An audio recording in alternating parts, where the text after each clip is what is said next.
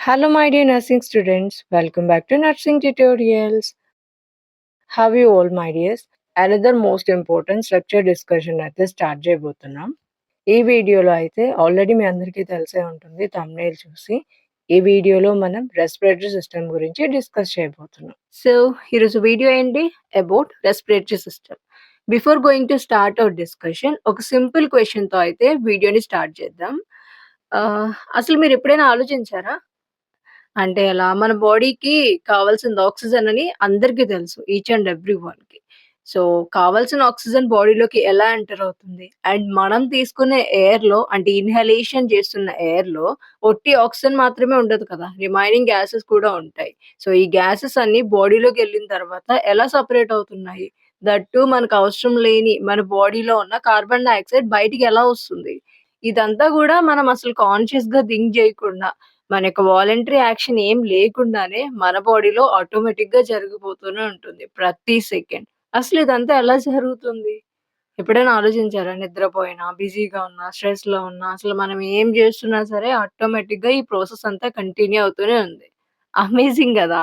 అసలు ఇదంతా ఎలా జరుగుతుంది అని ఆలోచిస్తేనే ఓహ్ మై గాడ్! ఈ అమేజింగ్ లైఫ్ సేవింగ్ ప్రాసెస్ అంతా గూడా ఎలా జరుగుతుందో మనం ఈ వీడియోలో జూద్దాం. మనకిది ఆల్రెడీ ఎంటర్ అయింది కాబట్టి ఈజీగానే ఉండొచ్చు. అదే ఒక కామన్ పర్సన్‌గా ఆలోచిస్తే వాళ్ళ యొక్క పర్స్‌పెక్టివ్‌లో అసలు ఊపిరి తీసుకుంటున్నాం కానీ, ఆ ఊపిరి తీసుకునే గాలిలో ఎన్ని టైప్స్ ఆఫ్ గ్యాసెస్ ఉన్నాయి? ఆ గ్యాసెస్ అన్నీ బాడీలోకెళ్ళి ఎలా డివైడ్ అవుతున్నాయి? డివైడ్ అయిన తర్వాత మళ్ళీ బయటికి ఎలా వస్తున్నాయి? ఈ ప్రాసెస్ అయితే చాలా అమేజింగ్‌గా అనిపిస్తుంది. ఒక మిరాకిల్ లాగా. అంతే కదా! వితౌట్ అవర్ యాక్షన్ నువ్వు ఊపిరి తీసుకో, ఆక్సిజన్ సెపరేట్ జెయ్యి, కార్బన్ డయాక్సైడ్ రిలీజ్ జెయ్యి. అట్లా మనమేమి ఆర్డర్స్ పాస్ జేయము. మనం ఇవ్వాల్సిన అవసరం గూడా లేదు. మనం కాన్షియస్‌లో ఉన్నా, ఎలా ఉన్నా సరే ఈ ప్రాసెస్ జరుగుతూనే ఉంటుంది. ఈ అమేజింగ్ ప్రాసెస్ అంతా గూడా మన బాడీలో జరిపించేది respiratory system. Through our respiratory system this process is happening in our body. అలాగే ఈ కంప్లీట్ లైఫ్ సేవింగ్ ప్రాసెస్‌ని మేనేజ్ జేసేది గూడా మన యొక్క రెస్పిరేటరీ సిస్టమే. And my dears respiratory system only మనకి బ్రీతింగ్ కోసం మాత్రమే కాదు. అర్థమైందా? రెస్పిరేషన్ అనగానే ఏమనుకుంటాము? ఇన్‌హలేషన్, ఎక్స్‌హలేషన్ ఇంకా బ్రీతింగ్ మెకానిజం ఇట్లనే థింక్ చేస్తాం. కానీ జస్ట్ ఈ కంప్లీట్ సిస్టమ్ మన బ్రీతింగ్ కోసం మాత్రమే కాదు. మన వాయిస్ ప్రొడక్షన్‌లోనూ, అలాగే బాడీకి ఇన్ఫెక్షన్స్ నుండి ప్రొటెక్ట్ జేయడానికి, యాసిడ్ బేస్ బ్యాలెన్స్‌ని మెయింటైన్ చేయడానికి కూడా రెస్పిరేటరీ సిస్టమ్ కీ రోల్‌ని ప్లే చేస్తుంది. అర్థమైందా? ఎందుకు? బ్రీతింగ్ మాత్రమే కాకుండా along with breathing, voice production, protection from infections and maintaining acid base balance in body. ఇవన్నీ రోల్స్‌నైతే ఈ రెస్పిరేటరీ సిస్టమ్ ప్లే చేస్తుంది. సో, బేసికల్లీ మనం ఏం చెప్పొచ్చు అనంటే ఇదొక highly organised super important system in our body. ఈ వీడియోలో అయితే complete respiratory system, anatomy and ఫిజియాలజీని స్టెప్ బై స్టెప్ క్లియర్‌గా అండ్ ఈజీగా అయితే చెప్తాను. సింపుల్‌గా స్టార్ట్ చేసి అంటే మనం ఫస్ట్ నోస్ నుంచి అయితే స్టార్ట్ చేద్దాము. నోస్ నుండి ఆల్వియోలే వరకు ఒక్క కాన్సెప్ట్ కూడా మిస్ కాకుండా క్లియర్‌గా అర్థమయ్యేలా మీకైతే నేర్పించేస్తాను. రెడీయా my dears? Okay. Let's begin our today's class. అసలు అనాటమీ చెప్పి చాలా డేస్ అయింది కదా! మోస్ట్ ఆఫ్ ద కామెంట్స్ అక్క అనాటమీ చెప్పండి, అనాటమీ చెప్పండి ఇవి మాత్రమే ఉంటున్నాయి. So, sorry for delay. Lots of works అలాగే ఇలా ఇంపార్టెంట్ క్వెషన్స్ ప్రిపరేషన్ వీటిల్లో పడి అనాటమీ క్లాసెస్ అనేవి డిలే అయిపోయినాయి. ఇకపైనైతే రెగ్యులర్‌గా అప్‌లోడ్ చేయడానికి ట్రై చేస్తాను. ఇక వీడియోలోకెళ్ళిపోదాం. సో, ఇప్పుడైతే one of the most important concept from whole over respiratory system discuss చేద్దాం. అదే పార్ట్స్ ఆఫ్ రెస్పిరేటరీ సిస్టమ్. ఇది మనకి ఎగ్జామ్స్‌లో కూడా చాలా ఇంపార్టెంట్. అనటామికల్ అండర్‌స్టాండింగ్‌కి ఫౌండేషన్‌లా గూడా ఉంటుంది. బేసికల్లీ రెస్పిరేటరీ సిస్టమ్‌ని 2 మెయిన్ పార్ట్స్‌గా అయితే డివైడ్ చేశారు. One is upper respiratory tract, another one is lower respiratory tract. So, upper respiratory ట్రాక్ట్‌లో ఏముంటాయి అనంటే నోస్, నాసల్ క్యావిటీ, ఫారింక్స్. ఈ 3 థింగ్స్ అయితే మనకి అప్పర్ రెస్పిరేటరీ ట్రాక్ట్‌లో అయితే ఉంటాయి. సో, నోస్ అంటే ఏంటి? మన బాడీలో ఎయిర్ ఎంటర్ అయ్యే ఫస్ట్ ఓపెనింగే నోస్. నోస్ తర్వాత నేసల్ క్యావిటీ. సో, నోస్ నుండి ఏదైతే ఎయిర్ ఉంటుంది గదా! అది డైరెక్ట్‌గా మన లంగ్స్‌లోకి వెళ్ళదు.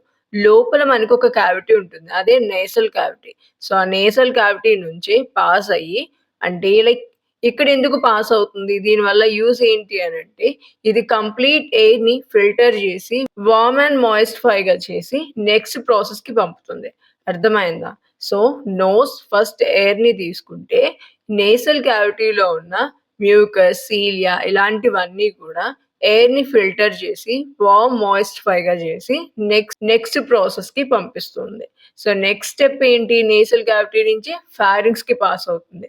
ఏదైతే మనం తీసుకున్నామో ఆ ఎయిర్. ఫారింక్స్ వచ్చేసరికి థ్రోట్ రీజన్. సో, ఈ థ్రోట్ రీజన్‌కైతే మన ఎయిర్ ఏదైతే ఇన్‌హలేషన్ ద్వారా తీసుకున్నామో ఆ ఎయిర్ ఫార్వర్డ్ అవుతుంది. కంప్లీట్‌లీ అప్పర్ రెస్పిరేటరీ ట్రాక్ట్‌లో ఉండే స్ట్రక్చర్స్ ఏమేంటి అనంటే nose plus nasal cavity plus pharynx equal to upper respiratory tract. అర్థమైతుందా? చాలా బేసిక్ లెవెల్‌లోనే టీచ్ చేస్తున్నాను. మరి కాంప్లెక్స్‌గా ఏమి చేయట్లేదు. డౌట్స్ ఏమన్నా ఉంటే ఇమ్మీడియేట్‌గా కామెంట్ చేయండి. Next second division. First one is upper respiratory tract complete అయిపోయింది కదా. ఇప్పుడు లోవర్ రెస్పిరేటరీ ట్రాక్ట్ డిస్కస్ చేద్దాం. ఫారింక్స్ తర్వాత నుండి ఎయిర్ లోవర్ ట్రాక్ లోకి అయితే ఎంటర్ అవుతుంది. సో ఫారింక్స్ తో అప్పర్ రెస్పిరేటరీ ట్రాక్ట్ ఎండ్ అయిపోతే ఫారింక్స్ నుంచి అంటే ఆ తర్వాత లోవర్ రెస్పిరేటరీ ట్రాక్ట్ అనేది స్టార్ట్ అవుతుంది. ఇక్కడ ఏముంటాయనంటే larynx, trachea, bronchi, bronchioles, alveoli ఇవన్నీ లోవర్ రెస్పిరేటరీ ట్రాక్ట్ లో అయితే ఉంటాయి. లారింగ్స్ ని మనం వాయిస్ బాక్స్ అని కూడా అంటాము. మన యొక్క వాయిస్ ప్రొడక్షన్ లో main important role larynx play చేస్తుంది. లారింగ్స్ తర్వాత trachea. Trachea is wind pipe. అర్థమవుతుందా? సో పాస్ అయిన ఎయిర్ లంగ్స్ కి డైరెక్షన్ లో క్యారీ చేయడానికి ట్రెకియా విండ్ పైప్ లాగా అయితే వర్క్ చేస్తుంది. Next bronchi. బ్రాంకై అంటే ఏం కాదు, మనకు ఆల్రెడీ ట్రెకియా ఉంది కదా విండ్ పైప్. ఈ ట్రెకియా ఏం చేస్తుందంటే 2 బ్రాంచెస్ గా డివైడ్ అవుతుంది. దాన్నే బ్రాంకై అని అంటాం. ఈ 2 బ్రాంచెస్ ఒకటి రైట్ సైడ్ కి వస్తుంది, ఇంకొకటి లెఫ్ట్ సైడ్ కి ఇలా డివైడ్ అవుతాయి. వీటిని మనం right bronchi and left bronchi అని అంటాం. నెక్స్ట్ బ్రాంక్యూల్స్ అంటే ఫస్ట్ ట్రెకియా 2 బ్రాంచెస్ కి అయితే డివైడ్ అయ్యి రైట్ అండ్ లెఫ్ట్ బ్రాంకైగా అవుతుంది.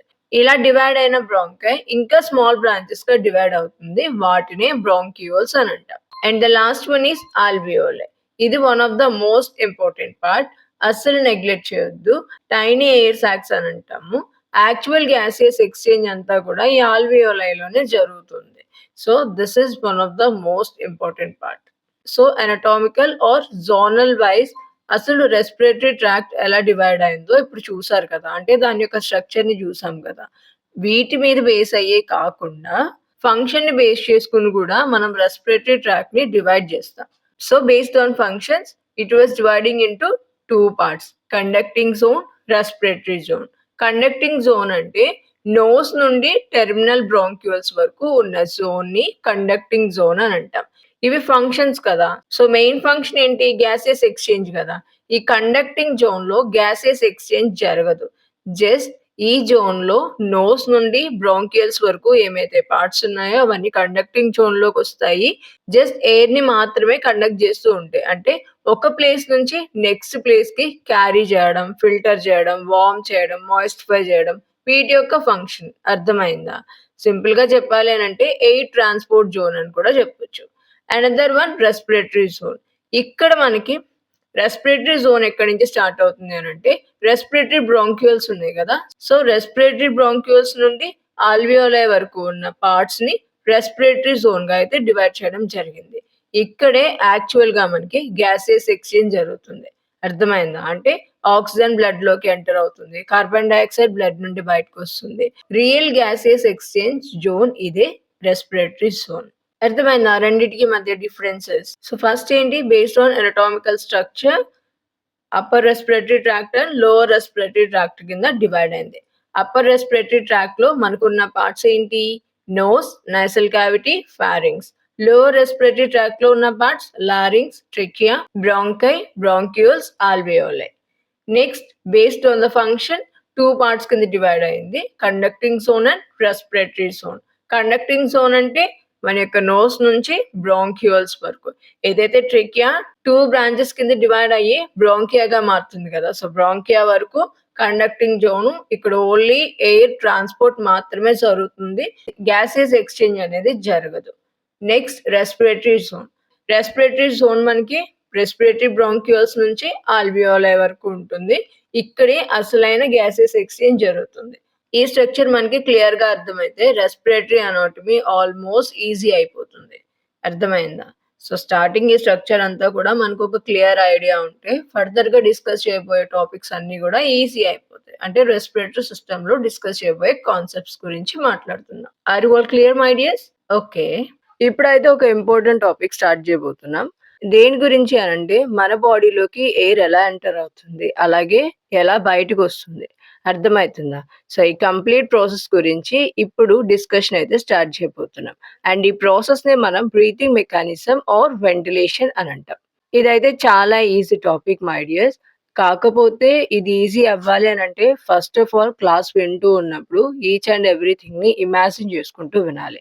సో, మనం ఇమాజిన్ చేసుకుంటూ వింటే లైఫ్ లాంగ్ ఇది గుర్తుండిపోతుంది. And actually it made easy for us to understand these anatomical topics. Air enter అవ్వడం, ఎయిర్ బయటికి రావడం అనంటే nothing but inhalation or exhalation right? So, ఇప్పుడు ఇన్‌హలేషన్‌లో బ్రీత్ చేస్తూ ఉన్నప్పుడు ఎయిర్ లోపలికి ఎలా ఎంటర్ అవుతుంది? ఎక్స్‌హలేషన్‌లో ఎయిర్ బయటికి ఎలా వస్తుందనేది స్టెప్ బై స్టెప్ ప్రాసెస్‌లో ఈచ్ వన్‌ని క్లియర్‌గా అయితే డిస్కస్ చేస్తూ వద్దాం. First inhalation or inspiration. ఊపిరి తీసుకుంటాం కదా! దాన్ని ఇన్‌హలేషన్ ఆర్ ఇన్‌స్పిరేషన్ అని అంటాం. సో, ఇక్కడ ఏమవుతుందనంటే ఎయిర్ లంగ్స్‌లోకి ఎంటర్ అవుతుంది. అంటే సింపుల్‌గా మనం బ్రీత్ తీసుకోవడాన్ని ఇన్‌హలేషన్ ఆర్ ఇన్‌స్పిరేషన్ అని అంటాం.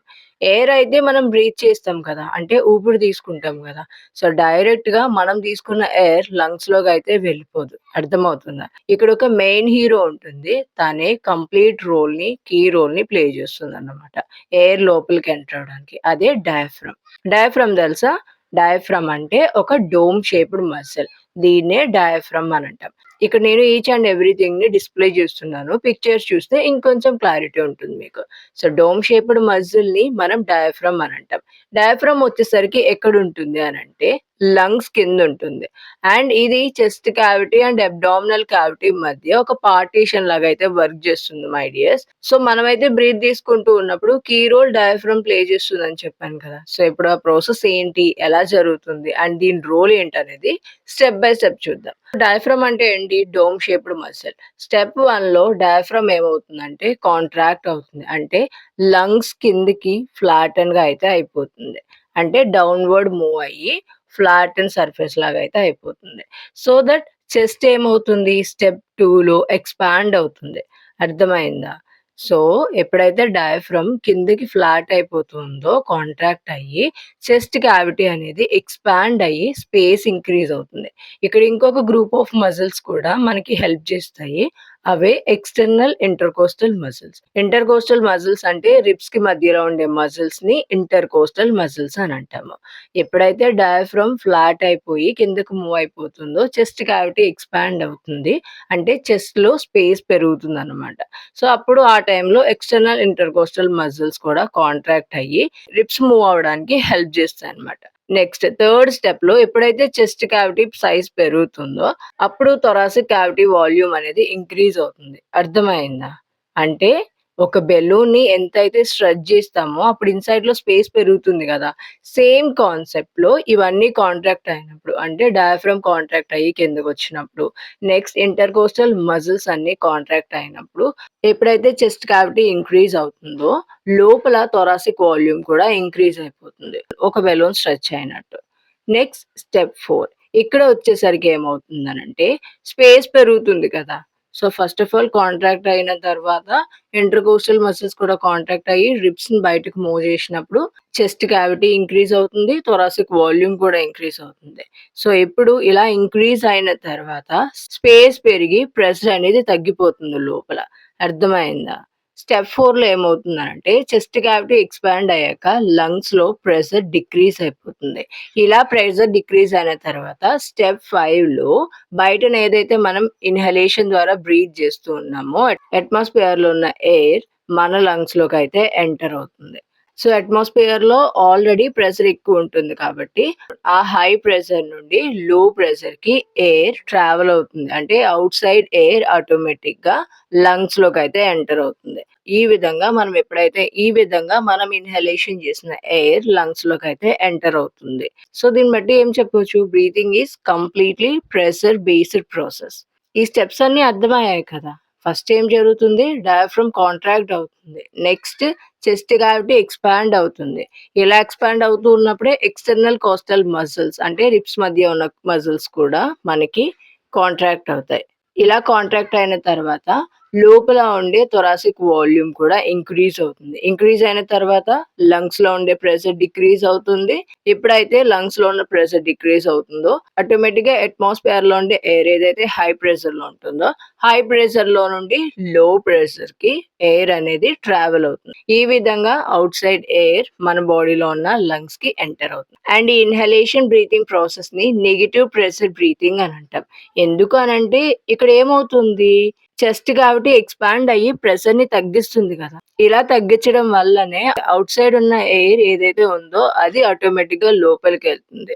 సో, ఒకటి డిక్రీజ్ అయిన తర్వాత ఇంకొకటి హై వాల్యూమ్ ప్రెషర్ హై నుంచి లో వాల్యూమ్ ప్రెషర్‌కి ట్రావెల్ చేస్తుంది. సో, ఎప్పుడైతే హై టు లో ట్రావెల్ అవుతుందో దాన్ని మనం నెగెటివ్ ప్రెషర్ కింద కన్సిడర్ చేస్తాం. So, inhalation breathing process is completely considered as negative pressure breathing. Important 2 marks question don't neglect. అర్థమైందా? హై టు లోకి మనం ఇక్కడ ట్రావెల్ చేస్తున్నాం. లో టు హైకి పాజిటివ్ అవుతుంది. బట్ హై టు లోకి అంతే కదా! ఇప్పుడు మనం ముందుకెళ్ళాము. ముందుకెళ్తా ఉంటే ఓకే. అదే వెనక్కి పడితే అది ఒక నెగటివిటీ గదా! సో, ఇక్కడ హై ప్రెషర్ ఉన్న ఏదైతే ఎయిర్ ఉందో అది మన లంగ్స్‌లోకి ఎంటర్ అవ్వాలి అనంటే చెస్ట్ క్యావిటీ ఎక్స్‌పాండ్ అయ్యి తనలో ఉన్న ప్రెషర్‌ని డిక్రీజ్ చేయాల్సుంటుంది. సో, అప్పుడు ఆ హై వాల్యూమ్ ప్రెషర్ అనేది లో వాల్యూమ్ ప్రెషర్‌కి ట్రావెల్ చేస్తుంది. ఇదే నెగెటివ్ ప్రెషర్ బ్రీతింగ్. అండ్ ఈ నెగెటివ్ ప్రెషర్ బ్రీతింగ్‌నే ఇన్హలేషన్ ప్రాసెస్ అని అంటాం. క్లియర్ కదా ఇప్పుడు? ఇప్పుడు ఎక్సలేషన్ ప్రాసెస్‌ని చూద్దాం. అంటే మన బాడీలో ఉండే ఎయిర్ ఎలా బయటికి వెళ్తుంది అని అర్థం. Exhalation or expiration. దీనికి కూడా స్టెప్ బై స్టెప్ చెప్తాను. ప్రీవియస్‌గా మనం ఏం చూసాము? ఇన్హలేషన్ జరుగుతున్నప్పుడు డయాఫ్రామ్ కాంట్రాక్ట్ అవుతుంది. కాంట్రాక్ట్ అయ్యి ఫ్లాట్ అయిపోతుంది. ఇక్కడ డయాఫ్రామ్ రిలాక్స్ అవుతుంది. అంటే మళ్ళీ డోమ్ షేప్‌లోకొచ్చేస్తుంది. కింద నుండి పైకి మూవ్ అవుతుందనమాట. దాని యొక్క పొజిషన్‌కి. ఇలా మూవ్ అయిన తర్వాత ఎక్స్టర్నల్ ఇంటర్‌కోస్టల్ మజిల్స్ కూడా రిలాక్స్ అయిపోతాయి. అంటే రిబ్స్ నార్మల్ పొజిషన్‌కి వచ్చేసి చెస్ట్ క్యావిటీ సైజ్ డిక్రీజ్ అయిపోతుంది. ఎప్పుడైతే చెస్ట్ క్యావిటీ సైజ్ డిక్రీజ్ అవుతుందో అంటే తగ్గిపోతుందో లంగ్స్ మళ్ళీ రీకాయిల్ అయిపోతాయి. ఇదే స్టెప్ 3. అంటే మన లంగ్స్ చాలా ఎలాస్టిక్‌గా ఉంటాయి. Just like rubber band. ఒక రబ్బర్ బ్యాండ్‌ని స్ట్రెచ్ చేసి వదిలేసిన తర్వాత ఏమవుతుంది? మళ్ళీ నార్మల్ షేప్‌కి వెళ్తుంది కదా! సో, అలాగే లంగ్స్ ఎప్పుడైతే స్ట్రెచ్ అయ్యి ఎక్స్‌పాండ్ అవుతాయో, ఆ నెక్స్ట్ మళ్ళీ డయాఫ్రామ్, ఎక్స్టర్నల్ ఇంటర్‌కోస్టల్ మజిల్స్ వాటి సైజెస్‌కి తిరిగొచ్చేసినప్పుడు లంగ్స్ మళ్ళీ రీకాయిల్ అయిపోతాయి. అదే స్టెప్ 3లో జరిగే ప్రాసెస్. నెక్స్ట్ స్టెప్‌లో ఏమవుతుందంటే ప్రెషర్ అనేది ఇంక్రీజ్ అయిపోతుంది. అర్థమైందా? ఫస్ట్ స్టెప్‌లో ప్రెషర్ డిక్రీజ్ అవుతుంది లంగ్స్‌లో. దెన్ ఔట్ సైడ్ ఉన్న ఎయిర్ లోపలికి మూవ్ అవుతుంది. ఇప్పుడు ఏదైతే చెస్ట్ క్యావిటీ ఉందో దాని సైజ్ తగ్గిపోవడం వల్ల లంగ్స్‌లో ప్రెషర్ అనేది ఇంక్రీజ్ అయిపోయి ఆటోమేటిక్‌గా లోపలుండే ఎయిర్ బయటకైతే మూవ్ అయిపోతుంది. ఇక్కడ ఎక్సలేషన్ అనేది జరుగుతుంది. ఏదో ఊరికే మనం ఏదో బ్రీతింగ్ తీసుకుంటున్నాము, ఇన్హలేషన్ జరుగుతుంది, ఎక్సలేషన్ జరుగుతుంది. ఇది not at all simple process my dears. ఇన్ని స్టెప్స్ జరుగుతాయన్నమాట. డైరెక్ట్‌గా ఒక్కసారి ఊపిరి తీసుకోగానే లంగ్స్‌లోకైతే ఏం ఎళ్ళిపోదు. లోపల ఎంత మెకానిజం జరిగిన తర్వాత మాత్రమే ఎయిర్ ప్రాపర్‌గా మన లంగ్స్‌కి ఎంటర్ అవుతుంది. ప్రాపర్‌గా మన లంగ్స్ నుంచి బయటకొస్తుంది. ప్రీవియస్‌గా మనం ఇన్హలేషన్ ఏం చెప్పాము? నెగెటివ్ ప్రెషర్ బ్రీతింగ్ కదా! సో, ఎక్సలేషన్ ప్రాసెస్‌ని పాసివ్ బ్రీతింగ్ అని అంటాం. అంటే ఇక్కడ మనకి ఎక్కువ వర్క్ అవసరం లేదు. అర్థమైందా? కాంట్రాక్ట్ అవ్వాలి, మూవ్ అవ్వాలి ఇలాంటి అంత ప్రెషర్‌ఫుల్ వర్క్స్ ఏం అవసరం లేదు. జస్ట్ రిలాక్స్ అయితే చాలు. అంటే మనం కాదు. లోపలుండే డయాఫ్రామ్, ఎక్స్టర్నల్ ఇంటర్‌కోస్టల్ మజిల్స్ ఇవి రిలాక్స్ అయితే చాలు. లోపలుండే ఎయిర్ మళ్ళీ నార్మల్‌గా అయితే బయటకొచ్చేస్తుంది. అదే ఎక్సలేషన్ ప్రాసెస్. సో, అందుకే ఈ ఎక్సలేషన్ ప్రాసెస్‌ని పాసివ్ ప్రాసెస్ అని గూడా అనొచ్చు. ఇది గూడా most important 2 marks question definition అడుగుతాడు. ఇవి 2 పక్కన పెడితే నెక్స్ట్ వన్ వచ్చేసరికి ఫోర్స్డ్ ఎక్సలేషన్. అంటే కావాలని స్ట్రాంగ్‌గా బ్రీత్‌ని ఔట్ జేయడం. అర్థమైందా? ఫర్ సపోజ్ మనం బర్త్‌డేస్ అనుకోండి లేదా ఎప్పుడైనా క్యాండిల్ బ్లో చేయాలి అని అనుకుంటే ఏం చేస్తాము? ఫోర్స్‌ఫుల్‌గా లోపలుండే ఎయిర్‌ని బయటకైతే ఔట్ చేస్తూ ఉంటాం. లేదు బెలూన్ ఇన్‌ఫ్లేట్ చేయాలి, కప్ చేయాలి, ఎక్సర్సైజ్ చేయాలి. ఇలాంటి కొన్ని సిట్యుయేషన్స్‌లో మనమైతే ఫోర్స్‌గా ఎక్సలేషన్ చేయాల్సుంటుంది. అప్పుడు మనకి ఎక్స్‌ట్రా మజిల్స్ వర్క్ చేస్తాయన్నమాట. అర్థమైందా? అవేంటో కాదు internal intercostal muscles and abdominal muscles. Inhalation చేస్తూ ఉన్నప్పుడు మనకి ఏ మజిల్స్ నీడ్ అయ్యాయి? Diaphragm plus external intercostal muscles. ఇప్పుడు ఎక్సలేషన్ చేస్తూ ఉన్నప్పుడు మనం ఫోర్స్‌ఫుల్‌గా ఎక్సలేషన్ చేయాలి అనంటే internal intercostal muscles plus abdominal muscles work చేయాలి. ఈ మజిల్స్ వర్క్ చేయడం వల్లే మనం ఫోర్స్‌ఫుల్‌గా ఎయిర్‌ని అయితే బయటికి పుష్ చేయడం పాసిబుల్ అవుతుంది. ఇదే ఫోర్స్డ్ ఎక్సలేషన్ మెకానిజం. ఇవైతే క్లియర్ కదా! Inhalation, exhalation, forced exhalation. ఇప్పుడైతే మనం టైప్స్ ఆఫ్ బ్రీతింగ్‌ని చూద్దాం. బ్రీతింగ్‌లో మనకి మెయిన్‌లీ 2 టైప్స్ ఉంటాయి. ఒకటి thoracic breathing, next diaphragmatic breathing. Thoracic breathing అంటే ఇక్కడ మెయిన్ రోల్ ప్లే చేసేది ఇంటర్‌కోస్టల్ మజిల్స్. అంటే చెస్ట్ మూవ్‌మెంట్ ఎక్కువుంటుంది. మోస్ట్‌లీ ఫీమేల్స్‌లో ఇది ఎక్కువ కనిపిస్తుంది. డయాఫ్రాగ్మాటిక్ బ్రీతింగ్ అనంటే ఇక్కడ మెయిన్ రోల్ డయాఫ్రమ్‌ది. బ్రీతింగ్ తీసుకున్నప్పుడు అబ్డామెన్ మూవ్ అవుతుంది. అర్థమైందా? సో, థొరాసిక్ బ్రీతింగ్ అంటే చెస్ట్ మూవ్‌మెంట్ ఎక్కువగా ఉంటుంది. డయాఫ్రాగ్మాటిక్ బ్రీతింగ్ అంటే మన అబ్డామెన్ అనేది మూవ్ అవుతుంది. ఇది డీప్ అండ్ ఎఫిషియంట్ బ్రీతింగ్ అని కూడా చెప్పొచ్చు. మోస్ట్‌లీ మేల్స్‌లో ఇది కామన్‌గా ఉంటుంది. అర్థమైందా? Thoracic breathing and diaphragmatic breathing అంటే. మీరు ఊపిరి తీసుకున్నప్పుడు గమనించండి మన యొక్క థొరాసిక్ క్యావిటీ, చెస్ట్ క్యావిటీ ఇట్లా మూవ్ అవుతుంది కదా! సో, ఇక్కడ ఎప్పుడైతే మనం నార్మల్‌గా బ్రీత్ చేస్తూ ఉంటామో అప్పుడు మన చెస్ట్ క్యావిటీ మూవ్ అవుతూ ఉంటుంది.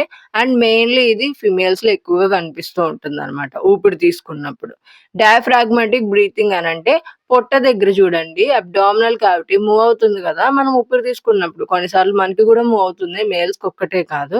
జనరల్లీ మేల్స్‌లో ఎక్కువ చూస్తాం గానీ, నార్మల్‌గా అయితే ఫీమేల్స్‌లో కూడా కనిపించొచ్చు డయాఫ్రాగ్మాటిక్ బ్రీతింగ్. ఎప్పుడైతే మనం డీప్ బ్రీత్ తీసుకోవాలి అని అనుకుంటామో, అప్పుడు అబ్డామినల్ మూవ్‌మెంట్ అనేది జరుగుతుంది. దాన్నే డయాఫ్రాగ్మాటిక్ బ్రీతింగ్ అని అంటాం. బికాజ్ డయాఫ్రామ్ ఎక్కడుంటుంది? Chest cavity and abdominal cavity ఏదైతే హాలో స్పేసెస్ ఉన్నాయో వాటి మధ్య ఒక పార్టిషన్‌లా ఉంటుంది గదా! సో, డయాఫ్రాగ్మాటిక్ బ్రీతింగ్ అంటే ఆటోమేటిక్‌గా ఇంకేమో అవుతుంది అబ్డామినే కదా! సో, ఇక్కడ మనకి అబ్డామినల్ మూవ్‌మెంట్‌ని అబ్జర్వ్ చేయొచ్చు. వెన్ డీప్ బ్రీత్ తీసుకుంటున్నప్పుడు. క్లియర్ కదా ఇప్పటి వరకు? ఏమైనా డౌట్స్ ఉన్నాయా? డౌట్స్ ఉంటే కామెంట్ చేయండి. ప్రెషర్ కాన్సెప్ట్స్ కూడా మనకి చాలా చాలా ఇంపార్టెంట్. వాటిని కూడా మీకు ఈజీగా ఎక్స్‌ప్లెయిన్ చేస్తాను చూడండి. So, first pressure concept is atmospheric pressure. అంటే ఔట్‌సైడ్ ప్రెషర్ అన్నమాట. మన చుట్టూ ఉండే ఎయిర్ క్రియేట్ చేసే ప్రెషర్‌ని అట్మాస్ఫియరిక్ ప్రెషర్ అని అంటాం. వీటిని బిట్స్ ఆర్ 2 మార్క్స్‌లో కూడా అడగొచ్చు ఈ ప్రెషర్ కాన్సెప్ట్స్‌ని. అందుకోసం మీకు ఈజీగా రిమెంబర్ చేయడానికైతే ఇక్కడ ఎక్స్‌ప్లెయిన్ చేస్తున్నా. నెక్స్ట్ ఇంట్రా పల్మనరీ ప్రెషర్ అంటే లంగ్స్ ఆర్ ఆల్వియోలే లోపల ఉండే ప్రెషర్‌ని ఇంట్రా పల్మనరీ ప్రెషర్ అని అంటాం.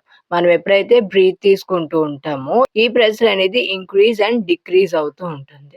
Next intrapleural pressure. ఇదైతే మనకి చాలా చాలా ఇంపార్టెంట్. లంగ్స్ చుట్టూ ఒక కవరింగ్ ఉంటుంది కదా! Pleural layer. సో, ఆ ప్లూరల్ లేయర్ మధ్య ఉండే ప్రెషర్‌ని ఇంట్రా ప్లూరల్ ప్రెషర్ అని అయితే అంటారు. Intrapleural pressure always negative గానే ఉంటుంది.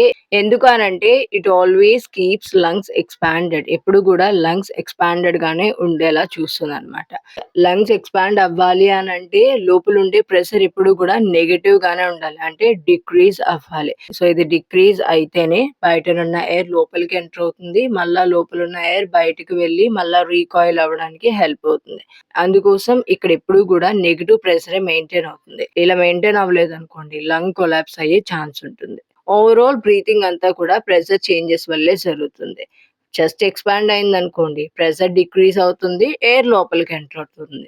అదే చెస్ట్ ష్రింక్ అయితే ప్రెషర్ ఇంక్రీజ్ అవుతుంది. లోపలుండే ఎయిర్ ఎగ్జిట్ అవుతుంది. ఓకే. ఐ హోప్ ఈ కాన్సెప్ట్ క్లియర్ అయిందనుకుంటున్నాను. నెక్స్ట్ కాన్సెప్ట్‌కైతే మూవ్ అయిపోదాం. ఇక్కడ నుంచి మనకి రెస్పిరేటరీ సిస్టమ్ నుంచి ఉన్న స్ట్రక్చర్స్ డిస్కషన్ అనేది స్టార్ట్ అవబోతుంది. So, don't miss the video till the end watch చేయండి. క్లారిటీ అనేది వస్తుంది. First structure nose and nasal cavity. సింపుల్‌గా ఆలోచించండి. మన బాడీలోకి ఎయిర్ ఎలా ఎంటర్ అవుతుంది? First of all through nostrils right? నాస్ట్రిల్స్‌ని మనం ఎక్స్‌టర్నల్ ఓపెనింగ్స్ అని చెప్పొచ్చు. ఎయిర్ నాస్ట్రిల్స్ నుండి ఎంటర్ అయ్యి ఎక్స్‌టర్నల్ నేసల్ క్యావిటీలోకైతే వస్తుంది. ఇక్కడ ఒక ఇంపార్టెంట్ నోట్‌ని అబ్జర్వ్ చేయండి. నోస్ అనేది జస్ట్ ఎయిర్ పాసేజ్‌కి మాత్రమే లేదు. చాలా ఇంపార్టెంట్ ఫంక్షన్స్‌ని కూడా ఇది ప్లే చేస్తుంది. అవేంటి అనేది స్టెప్ బై స్టెప్ చూద్దాం. First function is filters. అర్థమైందా? మనం ఎప్పుడైతే బ్రీత్ తీసుకుంటూ ఉన్నామో ఓన్లీ ఆక్సిజన్ మాత్రమే లోపలికి రాదు కదా! డిఫరెంట్ గ్యాసెస్‌తో అయితే ఆక్సిజన్ మిక్స్ అయ్యి ఉంటుంది. సో, అట్మాస్ఫియర్‌లో ఉన్న ఎయిర్‌ని మనం ఎప్పుడైతే ఇన్‌హేల్ చేస్తామో along with different type of gases oxygen కూడా మన బాడీలోకి ఎంటర్ అవుతుంది. సో, ఆక్సిజన్ మాత్రమే కాదు dust, bacteria, pollen, smoke particles ఇవన్నీ గూడా ఎయిర్‌తో పాటు లోపలికొచ్చేస్తాయన్నమాట. సో, బాడీ డైరెక్ట్‌గా లంగ్స్‌కైతే ఇక్కడ పంపించదు కదా! ఫస్ట్ నోస్ ఆ ఎయిర్‌ని ఫిల్టర్ చేయాల్సుంటుంది. ఎలా ఫిల్టర్ చేస్తుంది? మన నోస్‌లో నేసల్ హెయిర్స్, మ్యూకస్, లైసోజైమ్ ఇలాంటివన్నీ ఉంటాయి. అవి ఫిల్టర్ చేస్తాయి. ఫస్ట్ నేసల్ హెయిర్స్ అంటే నోస్‌లో మనకి స్మాల్ హెయిర్స్ లాగా ఉంటాయన్నమాట. ఇవి లార్జ్ డస్ట్ పార్టికల్స్‌ని ఫస్ట్ స్టేజ్‌లోనే ట్రాప్ చేసేస్తాయి. డస్ట్ అనేది లోపలికెళ్ళకుండా. సో, నేచురల్ ఫిల్టర్ లాగా వర్క్ చేసి ఎయిర్‌ని నెక్స్ట్ ప్రాసెస్‌కి పంపిస్తుంది. సో, నేసల్ హెయిర్ ఇలా డస్ట్ పార్టికల్స్‌ని ఫిల్టర్ చేయగానే నాసల్ క్యావిటీలో ఉండే మ్యూకస్ అంటే స్టిక్కీగా మ్యూకస్ ఉంటుంది కదా!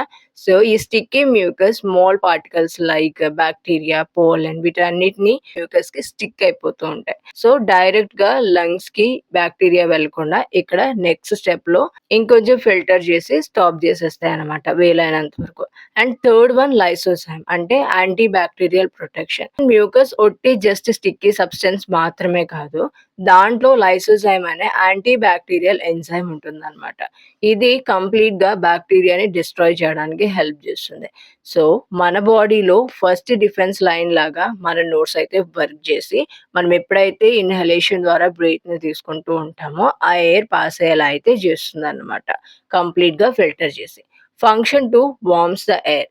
అర్థమైందా? సో, ఇక్కడ నేను ఫస్ట్ స్ట్రక్చర్ అయిన నోస్ గురించి మాట్లాడుతున్నాను. నోస్ అండ్ నేసల్ క్యావిటీ గురించి. సో, నోస్ ఏం జేస్తుంది? ఒట్టి ఎయిర్‌ని మాత్రమే తీసుకుంటుందా అంటే కాదు. రిమైనింగ్ ఫంక్షన్స్ కూడా ఉన్నాయి. వాటిని ఇప్పుడు మీకు ఎక్స్‌ప్లెయిన్ చేస్తున్నాను. ఫస్ట్ ఫంక్షన్‌లో ఫిల్టర్ జేయడం. ఫిల్ట్రేషన్ అయితే అయిపోయింది గదా! నెక్స్ట్ ఇప్పుడు worms the air. Outside air కొన్నిసార్లు చాలా కోల్డ్‌గా ఉంటుంది. సో, కోల్డ్ ఎయిర్ డైరెక్ట్‌గా లంగ్స్‌కి వెళ్ళిందనుకోండి, లంగ్స్ ఇరిటేట్ అయ్యే ఛాన్స్ ఉంటుంది. సో, నేసల్ క్యావిటీ ఎయిర్‌ని వార్మ్ జేస్తుంది. ఎలా వార్మ్ జేస్తుంది అనంటే, నోస్‌లో మనకి చాలా రిచ్ సప్లై బ్లడ్ ఉంటుంది. సో, బ్లడ్ వెసల్స్ హీట్‌ని ప్రొవైడ్ చేస్తాయి. ఇన్‌కమింగ్ ఎయిర్ ఏదైతే ఉంటుందో, అది బాడీ టెంపరేచర్‌కి దగ్గరగా అయితే మారిపోతుందనమాట. మనం ఇలా ఊపిరి తీసుకోగానే.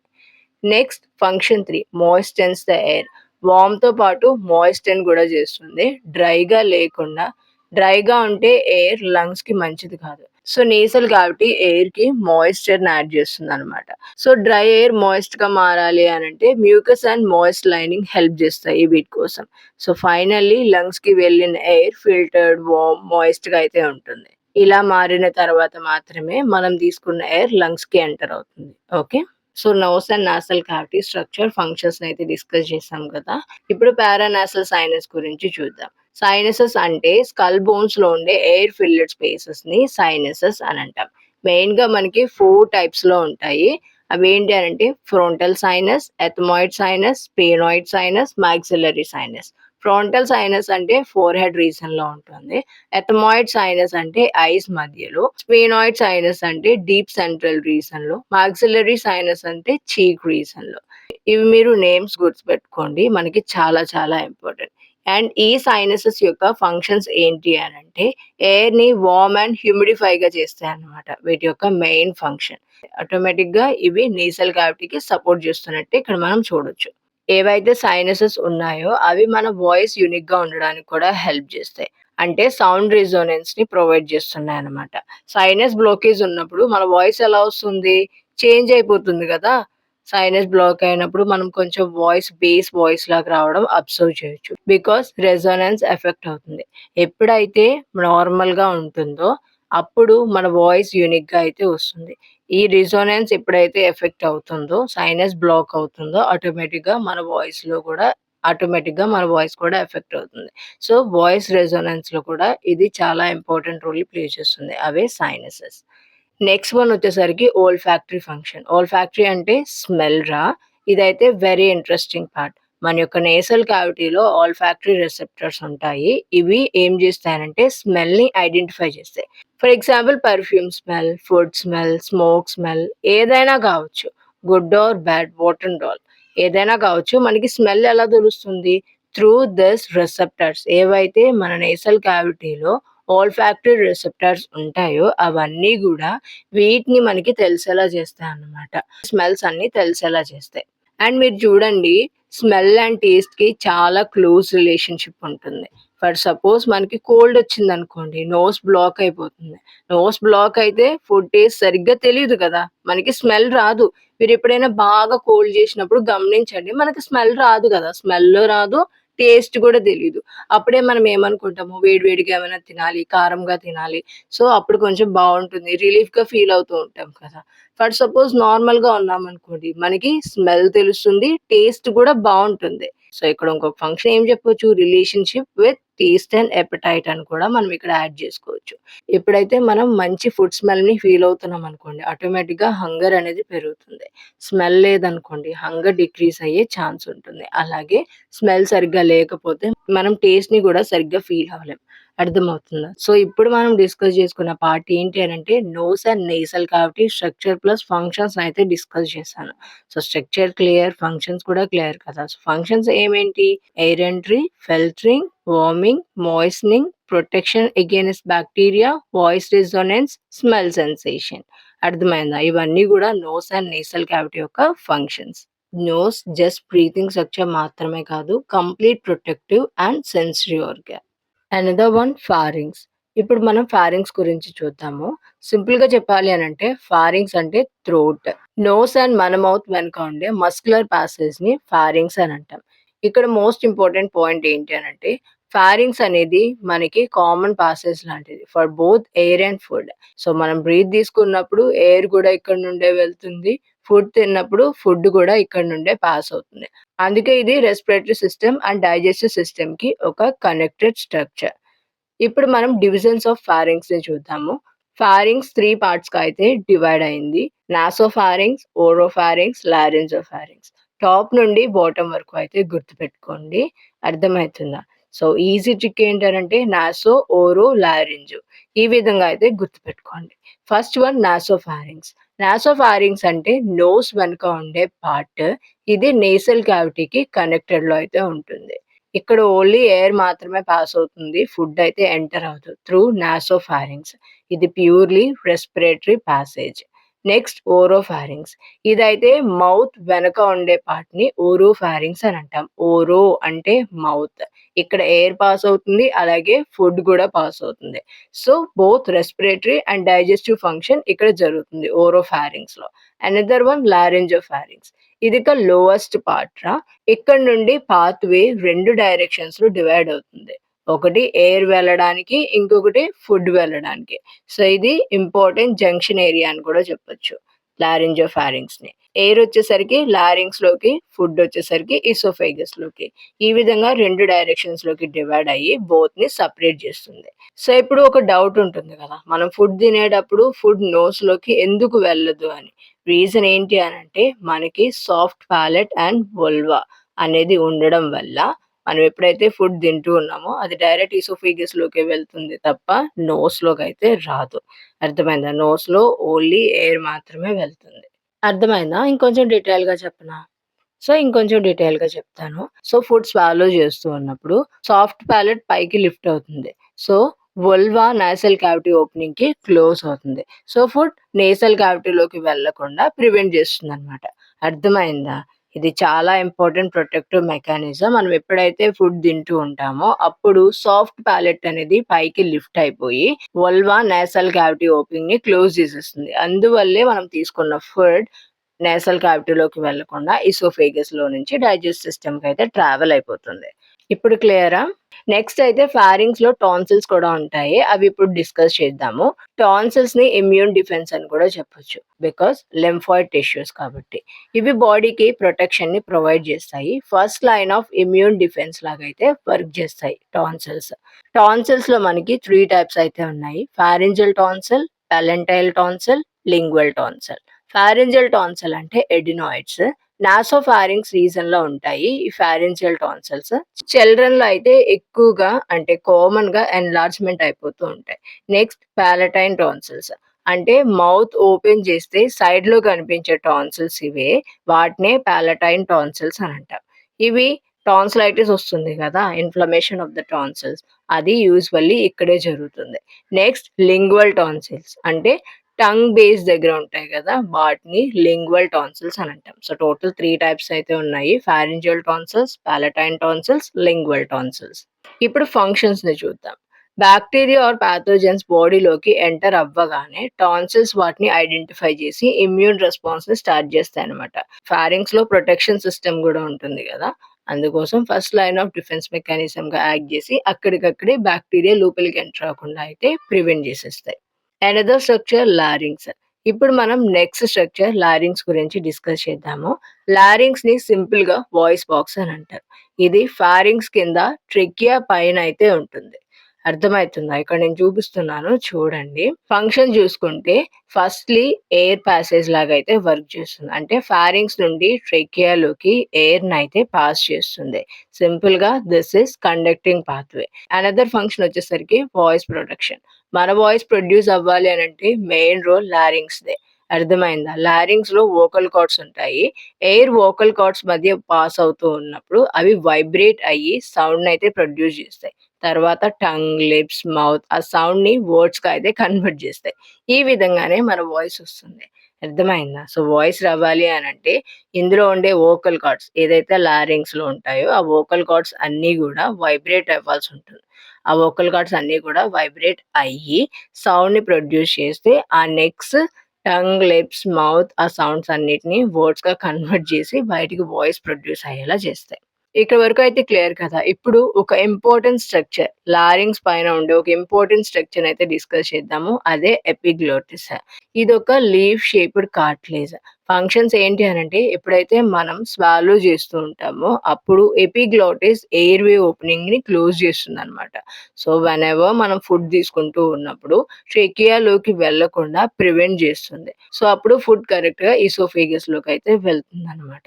అర్థమైందా? ఎపిగ్లోటిస్ యొక్క మెయిన్ ఫంక్షన్ ఏంటి అనంటే ఎయిర్‌వే ఓపెనింగ్‌ని క్లోజ్ చేయడం. ఫుడ్ కరెక్ట్‌గా ఈసోఫేగస్‌లోకి వెళ్ళేలా చేస్తుంది. అండ్ లారింగ్స్ కంప్లీట్‌గా సాఫ్ట్ స్ట్రక్చర్ అయితే కాదు. దాంట్లో కార్టిలేజెస్ కూడా ఉంటాయి. బికాజ్ సపోర్ట్ కోసం. మెయిన్‌గా 3 ఇంపార్టెంట్ కార్టిలేజెస్ ఉంటాయి.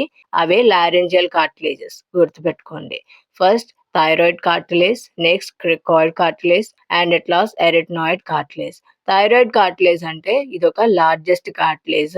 మెన్‌లో ఎక్స్‌టర్నల్‌గా ప్రామినెంట్‌గా అయితే కనిపిస్తుంది. దీన్నే అడామ్స్ యాపిల్ అని కూడా అంటాం. Next cricoid cartilage. ఇదొచ్చేసరికి రింగ్ షేప్డ్ కార్టిలేజ్.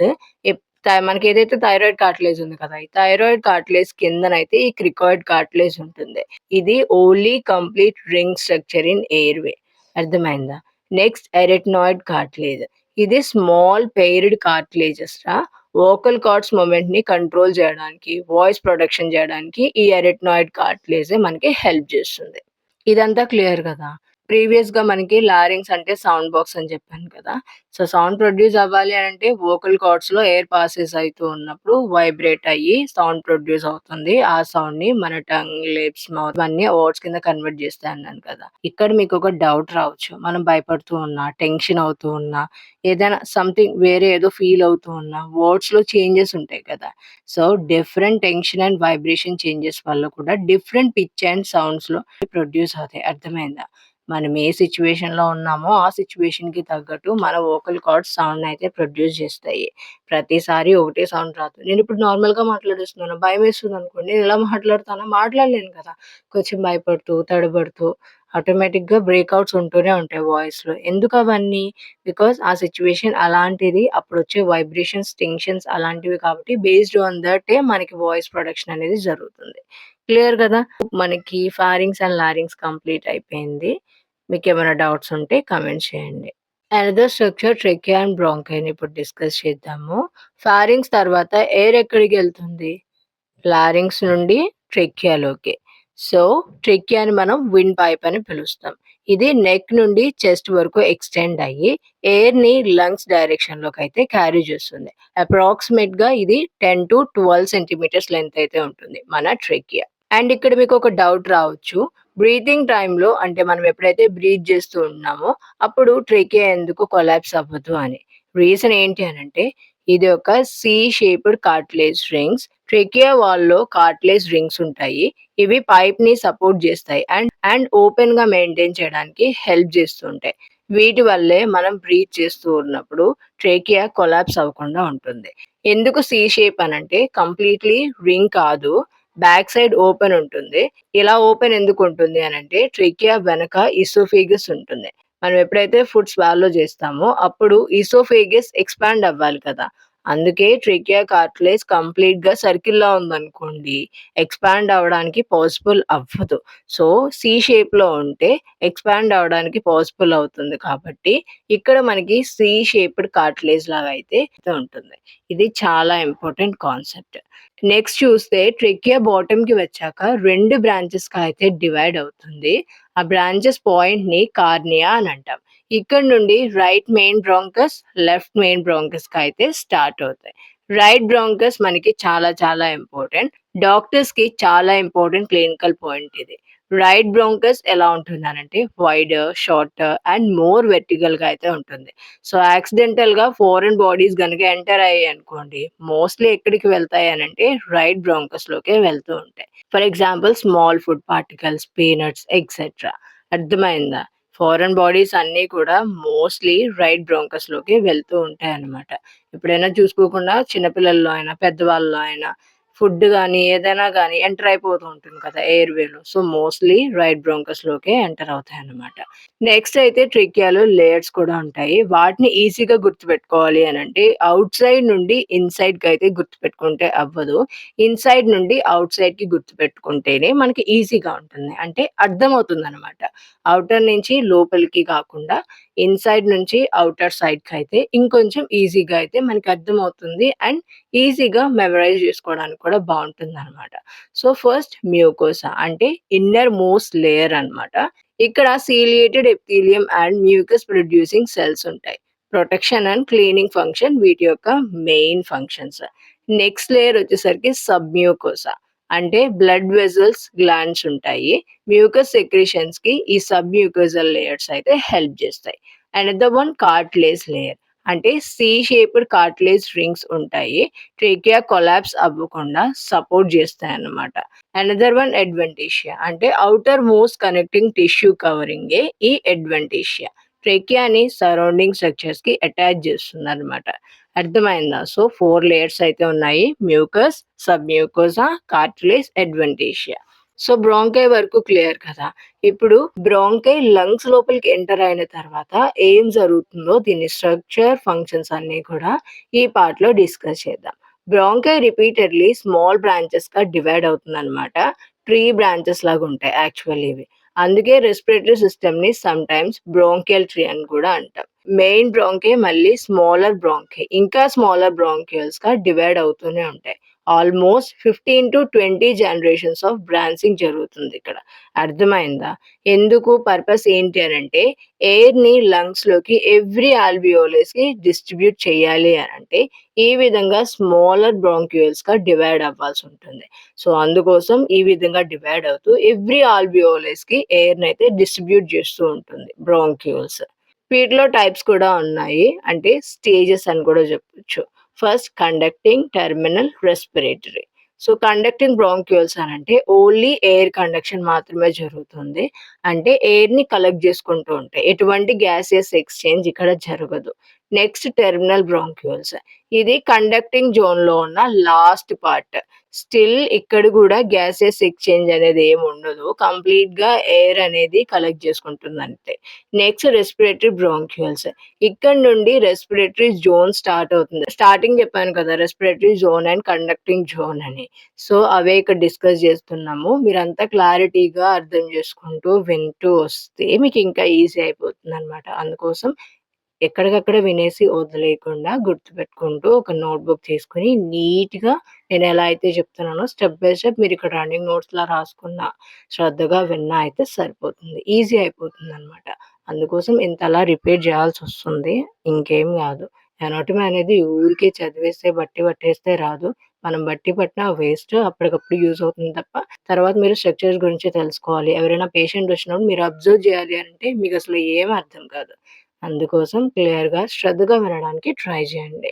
టైం తీసుకోండి. నీట్‌గా, పీస్‌ఫుల్‌గా అయితే కూర్చొని క్లాస్‌నైతే వినండి. అండ్ మీ ఫ్రెండ్స్ ఎవరైనా ఉంటే మర్చిపోకుండా షేర్ చేయండి. తెలుగు నర్సింగ్ క్లాసెస్ గురించి చాలామంది సెర్చ్ చేస్తున్నారు గానీ, మాకైతే ఎక్కడ ఉండట్లేదు, తెలియట్లేదు, ఇప్పుడే తెలుస్తుంది అన్న కామెంట్స్ అయితే వస్తున్నాయి. వీలైనంత వరకు మీ ఫ్రెండ్స్‌కి కూడా షేర్ చేసుకుంటే వాళ్ళకి కూడా బెనిఫిట్ అవ్వచ్చు. సో దట్ క్లాస్ వినేసిన తర్వాత నేనొక్కదాన్నే చెప్తే సరిపోదు గదా! మీరు మీ ఫ్రెండ్స్ డిస్కస్ జేస్తేనే పాసిబుల్ అవుతుంది మనం నేర్చుకోవడం. మనం ఎక్కడికక్కడ మనం వినేసి మనకొచ్చేసింది కదా అంటే సరిపోదు. మనకు గుర్తుండాలి, ఒక క్లియర్ అండర్‌స్టాండింగ్ ఉండాలి అనంటే పక్క వాళ్ళతో డిస్కస్ చేస్తేనే అది పాసిబుల్ అవుతుంది. సో, మీ ఫ్రెండ్స్ ఎవరైనా ఉంటే వాళ్ళందరితో కలిసి, చూసి నెక్స్ట్ మీరు డిస్కషన్ అనేది స్టార్ట్ చేశారనుకోండి. ప్రతి అనటామికల్ టాపిక్ అనేది, ప్రతి అనటామికల్ స్ట్రక్చర్ అనేది ఈజీ అయిపోతుంది. ఓకేనా మై డియర్స్. సో, ఇప్పుడు రెస్పిరేటరీ బ్రాంకియోల్స్. ఇక్కడే యాక్చువల్ రెస్పిరేషన్ అంటే గ్యాసెస్ ఎక్స్‌చేంజ్ అనేది స్టార్ట్ అవుతుంది. సో, ఇదే రెస్పిరేటరీ జోన్. ఇక్కడ మనకి సెల్స్ కూడా ప్రెజెంట్ అయి ఉంటాయి. అవేంటి అంటే ciliated cells, goblet cells, club cells. Ciliated cells అంటే సీలియం మూవ్‌మెంట్‌తో మ్యూకస్‌ని పైకి మూవ్ చేస్తాయన్నమాట. అంటే క్లీనింగ్ సిస్టమ్‌లో ఇంపార్టెంట్ రోల్‌ని ప్లే చేస్తాయి. అర్థమైందా? సో, మ్యూకస్‌ని పైకి మూవ్ చేశాయనుకోండి, ఏవైతే హార్మ్‌ఫుల్ బాక్టీరియా లోపలికి ఎంటర్ అయిందో త్రూ నాస్ట్రల్స్ మ్యూకస్ స్టిక్ చేసేసుకుంటుంది. ప్యూరిఫైడ్ ఎయిర్‌ని పంపిస్తుంది. Next goblet cells. మ్యూకస్‌ని ప్రొడ్యూస్ చేసే సెల్స్‌ని గ్లోబట్ సెల్స్ అని అంటాం. Next club cells. Club cells అంటే protection and repair function club cells. ఏదైనా హార్మ్‌ఫుల్ సబ్స్టెన్స్‌ని డిటాక్సిఫై చేయాలి అనంటే క్లబ్ సెల్సే డిటాక్సిఫై చేస్తాయన్నమాట. ఇదంతా క్లియర్ కదా! ఇక్కడ ఒక ఇంపార్టెంట్ పాయింట్ మై డియర్స్. ఏంటి అనంటే బ్రాంకియోల్స్‌లో కార్టిలేజ్ ఉండదు. కంప్లీట్‌గా ఓపెనింగ్ అంతా పాసిబుల్ అయ్యేది స్మూత్ మజిల్స్ వల్లనే. స్మూత్ మజిల్స్ సరిగ్గా లేకపోతే బ్రాంకియోల్స్ నారో అయిపోతాయి. స్మూత్ మజిల్స్ కరెక్ట్‌గా ప్రాపర్‌గా ఫంక్షనింగ్ చేస్తేనే బ్రాంకియోల్స్ కరెక్ట్‌గా ఉంటాయి. లేదనుకోండి బ్రాంకియోల్స్ నారో అయిపోతే ఇంకేమవుతుంది? ఎయిర్ మూవ్‌మెంట్ డిఫికల్ట్ అయిపోతుంది కదా!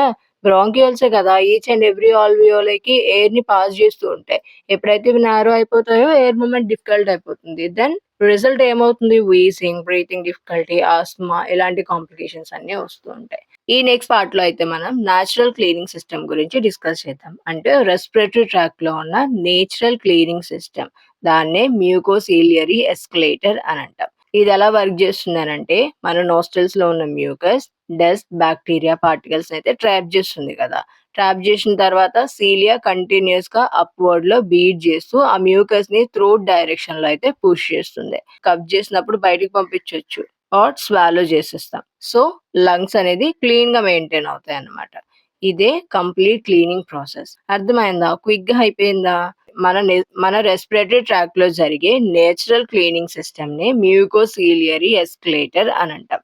ఇది ఎలా వర్క్ చేస్తుంది అనంటే ఏదైతే మనం ఎయిర్‌ని ఇన్‌హేల్ చేసినప్పుడు మనం మన నాస్ట్రిల్స్‌లో ఉండే మ్యూకస్, డస్ట్, బాక్టీరియా పార్టికల్స్‌ని ట్రాప్ చేస్తుంది. ఇలా ట్రాప్ చేస్తున్నప్పుడు కంటిన్యూయస్‌గా సీలియా బీట్ చేస్తుందన్నమాట. సీలియా బీట్ అవుతుందంటే మ్యూకస్ అప్‌వర్డ్ డైరెక్షన్‌లో మూవ్ అవుతుంది కదా! సో, ఇలా మూవ్ అయిన తర్వాత మనం కఫ్ చేసైనా బయటికి పంపించేయొచ్చు. లేదంటే స్వాలో చేసేస్తాం. ఆటోమేటిక్‌గా లంగ్స్ క్లీన్‌గా మెయింటైన్ అయిపోతాయి. ఇదే కంప్లీట్ క్లీనింగ్ మెకానిజం. నెక్స్ట్ వచ్చి ఆల్వియోలై. ఆల్వియోలై అంటే ఏదైతే బ్రాంకియోల్స్ ఎండ్‌లో టైనీ ఎయిర్ సాక్స్ ప్రెజెంట్ అయి ఉంటాయో వాటిని ఆల్వియోలై అని అంటాం. యాక్చువల్ గ్యాసియస్ ఎక్స్‌చేంజ్ అంతా కూడా ఆల్వియోలైలోనే జరుగుతుంది. మన లంగ్స్‌లో అప్రాక్సిమేట్‌లీ 300-500 మిలియన్ ఆల్వియోలై అయితే ఉంటాయి. ఇంపార్టెంట్ బిట్ మై డియర్స్ గుర్తుపెట్టుకోండి.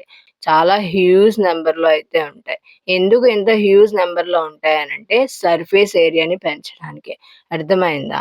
Lung surface area gas exchange అవుతూ ఉన్నప్పుడు ఎఫిషియెంట్‌గా జరగాలి అనంటే లాంగ్ ఏరియా కావాలి. So, alveoli total surface area almost 70-100 square metres అయితే ఉంటుంది. అంటే ఒక టెన్నిస్ కోర్ట్ సైజ్ అని కూడా అనుకోవచ్చు. అందుకే ఆక్సిజన్ ఎక్స్‌చేంజ్ చాలా ఎఫిషియెంట్‌గా జరుగుతుంది. లేదనుకోండి గ్యాసెస్ ఎక్స్‌చేంజ్ అనేది ఇంప్రాపర్ అయిపోతుంది. సో, ప్రాపర్‌గా జరగాలి అనంటే వైడర్ స్పేస్ కావాలి. అందుకోసమే ఇవి హ్యూజ్ నంబర్స్‌లో ప్రెజెంట్ అయి ఉంటాయి. సో, వీటి టోటల్ సర్ఫేస్ ఏరియా అంతా 70-100 square metres. Almost a tennis court size.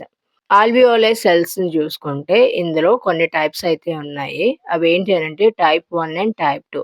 Type 1 alveoli cells అనేవి థిన్‌గా ఉంటాయి. వీటిలో మెయిన్ ఫంక్షన్ వచ్చేసరికి గ్యాసెస్ ఎక్స్‌చేంజ్. అంటే ఆక్సిజన్ అండ్ సీఓ2 ఈజీగా డిఫ్యూజ్ అవ్వడానికి హెల్ప్ చేస్తాయి. టైప్ 2 ఆల్వియోలై సెల్స్‌లో ఇవి సర్ఫెక్టెంట్‌ని ప్రొడ్యూస్ చేస్తూ ఉంటాయన్నమాట. So, these are the 2 types of alveoli cells. These are the two types of alveolar cells present in alveoli. So, ఇక్కడ సర్ఫెక్టెంట్‌ని ప్రొడ్యూస్ చేస్తాయన్నాను కదా! సో, సర్ఫెక్టెంట్ అంటే ఏంటి? ఆల్వియోలై అనేది వెట్‌గా ఉంటాయి. వెట్‌గా ఉన్న సర్ఫేస్ ఎలా ఉంటుందమ్మా? జనరల్‌గా ఏదైనా చెమ్మగా ఉన్నా, తేమగా ఉన్నా ఎలా ఉంటుంది? స్టిక్కీగా ఉంటుంది గదా! ఇలా స్టిక్కీగా ఉంటే ఆల్వియోలై కొలాప్స్ అయ్యే ఛాన్స్ ఉంటుంది. సర్ఫెక్టెంట్ అంటే ఆ సర్ఫేస్ టెన్షన్‌ని డిక్రీజ్ చేస్తుందనమాట. అంటే ఆల్వియోలై కొలాప్స్ కాకుండా ప్రివెంట్ చేస్తుంది. సర్ఫెక్టెంట్ అంటే మీనింగ్ ఏంటి? సర్ఫేస్ టెన్షన్‌ని డిక్రీజ్ చేయడం. ఇలా డిక్రీజ్ చేయడం వల్ల ఆల్వియోలై కొలాప్స్ కాకుండా, స్టిక్ అవ్వకుండా కొంచెం ప్రివెంట్ చేస్తుంది.